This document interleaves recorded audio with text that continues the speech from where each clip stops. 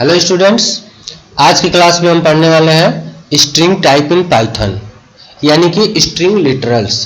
Python provides two type of string. Python में दो प्रकार के स्ट्रिंग होते हैं, पहला है सिंगल लाइन स्ट्रिंग और दूसरा multi line string. The string that created by enclosing text in a single quotes or double quotes are called single line string. They must terminate in one line. जब किसी string को single quote इस प्रकार से या double quotes में close करते हैं तो इसको हम सिंगल लाइन स्ट्रिंग बोलते हैं। और इसके लिए अनिवार्य है, कंपलसरी है कि वह एक ही लाइन में टर्मिनेट हो जाना चाहिए, यानी कि हम उसके लिए दो या दो से अधिक लाइनें यूज नहीं कर सकते, हमको उसको सिंगल लाइन में ही करना होगा। जैसे यहाँ एग्जांपल में देखिए, text 1 equal to hello. Hello एक सिंगल कोट में बंद हुआ एक वर्ड है जो एज ए स्ट्रिंग हो गया और यह स्ट्रिंग असाइन हो रहा है टेक्स्ट को, तो यह एक सिंगल लाइन स्ट्रिंग के रूप में कंसीडर किया जाएगा। दूसरा है multi line string.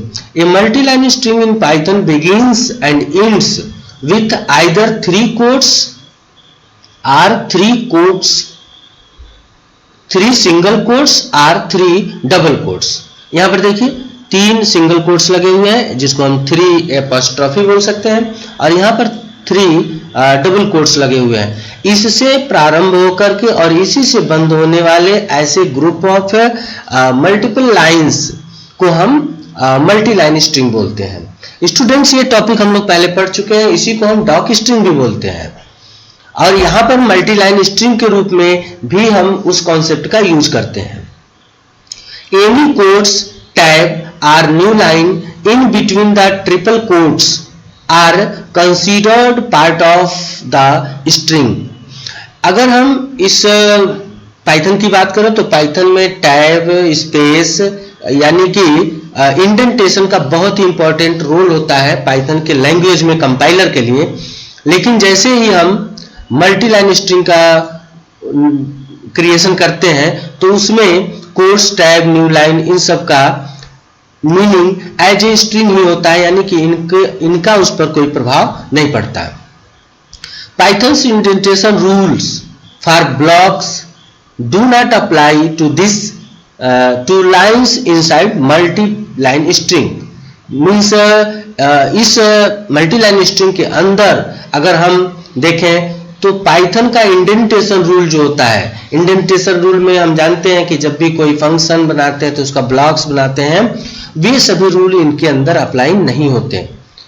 Multi line string can be created in 2 वे। इनको हम 2 प्रकार से बना सकते हैं, बाय एडिंग ए बैकस्लैश को ऐड करके। जैसे in normal string just add a backslash in the end before pressing inter button. जैसे ही हम टाइप करते हुए जाते हैं और हमारी लाइन समाप्त होने की होती है तो आप वहां इंटर बटन ना दबाइए और उसकी जगह पर एक बैकस्लैश वहां पे प्रेस कर दीजिए और फिर से दूसरी लाइन में आप टाइपिंग स्टार्ट कर दीजिए, तो वह एक लाइन के रूप में कंसीडर किया जाएगा। जैसे यहाँ एग्जांपल के रूप में देखिए, हमने लिखा है टेक्स्ट 1 इक्वल टू हेलो।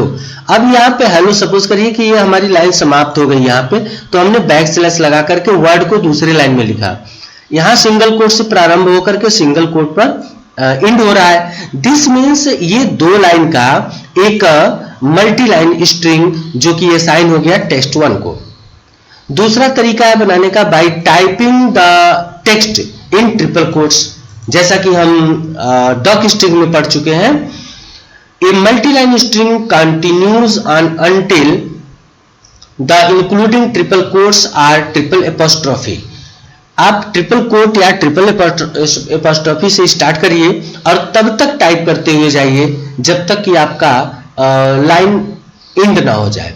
और यहां पर इस एग्जांपल में देखिए str1 एपॉस्ट्रोफी से शुरू हुआ है, 3 एपॉस्ट्रोफी से हेलो वर्ल्ड, और सपोज करिए हमारी लाइन यहां पर एंड हो गई, फिर भी हम इसको टाइप करते हुए आगे बढ़ रहे हैं। This example for multi line string, और यहाँ पे हमने बंद कर दिया।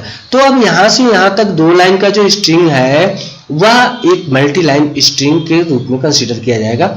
स्टूडेंट ध्यान रखेंगे, यही कॉन्सेप्ट जो दूसरा कॉन्सेप्ट है आपका बाय टाइपिंग ट्रिपल कोट्स, इसको हम डॉक स्ट्रिंग बोलते हैं, जो हम पहले क्लास में पढ़ चुके हैं।